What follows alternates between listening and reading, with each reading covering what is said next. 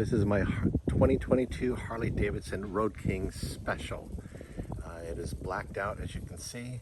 I added the windshield and also a few other features which I'm going to show you. I've added to it, which is really, really nice. This is a nice ride.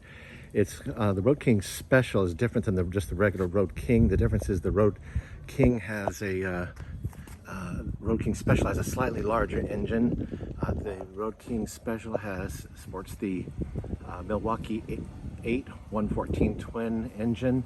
It has about 168 cc's, as opposed to the regular Road King. It has about 1745 cc's. Don't hold me to that exactly on those exact measurements, but that's pretty much what it is. It puts out about approximately 100 horsepower and gets about 40 miles per gallon, which is really nice these days with these high gas prices.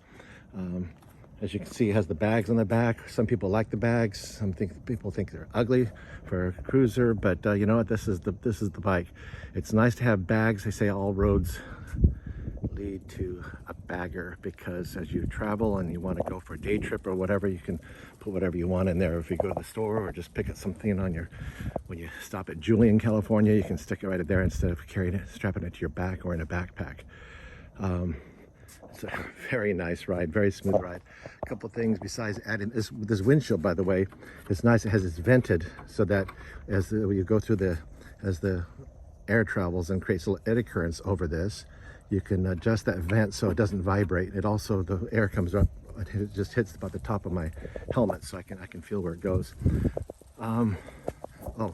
Also changed out the grips, the regular stock grips, for these nice Harley Davidson grips. It's really tight, so if your hands get sweaty, it's whether you're wearing gloves or not, it's just really, really nice grip on there. And then let's see. I changed out the chrome gas cap and put it with this flush mount gas cap.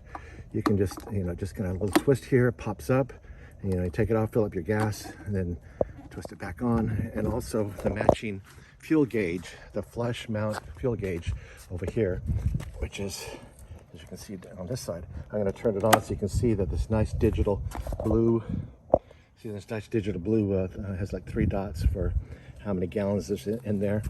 This is a 6-gallon tank, and it'll just kind of show you, so you don't have to kind of lean over and see where the fuel gauge is. It's really nice to see those blue dots.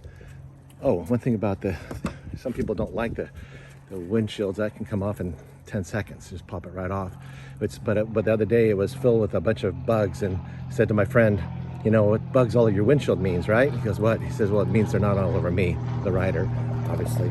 I added a motor cam system, the Innovv, Innovv K3 motorcycle system. I mounted here to the left side of the right side of the headlamp. Originally I put it right below here just to keep it inconspicuous between the fork, and kind of stupid me forgot about the suspension. I forgot about the compression that would happen, and guess what? It came down and bang, put a dent in my front fender there. So I moved it over here, but it didn't damage the camera of all things, because that aluminum holder held it tight. And on the back it has the camera for the rear system right here, as you can see. So that's available, and it's going. And since I turn on the engine or the accessories, it just comes on and starts recording, and it's a nice little system. What else? This has traction control, which is nice, and also hill hold control. So if you stopped at a stoplight and you turned it on, you just squeeze your brake and hold it tight, and you'll see a little dot goes on there, that a little on your here where your speedometer is. A little light goes on, shows that you have hill hold control, and that way you don't roll back if you're on a hill and you need to accelerate once you let go of the front brake. So that's a nice feature. This quad lock system for holding my iPhone. Now obviously I'm using my iPhone right now to make this recording, so I don't have it in the case, but it's nice to have this. I switch it to this case when I need it, and then it has that quad lock system, so it just kind of goes on like that. Now it's much easier when the phone's in there. Goes on and just clicks in the system like that. It clicks on like that. Has vibration control, so it doesn't ruin your camera of your iPhone, and just pops right off. You can do it vertically, or you can do it to the landscape position for, it's nice for GPS, things like that. So what can I say about this as well? So I'll probably later change out this stock seat for a little more comfortable seat, maybe some lumbar support, I don't know. So yeah, it's a real nice bike, a nice cruiser. It's although some may not like these type of cruisers, might call them ugly, but for heaven's sakes, if you think this is ugly, then you don't see the same thing I see. I see a beautiful, beautiful blacked out bike. All right.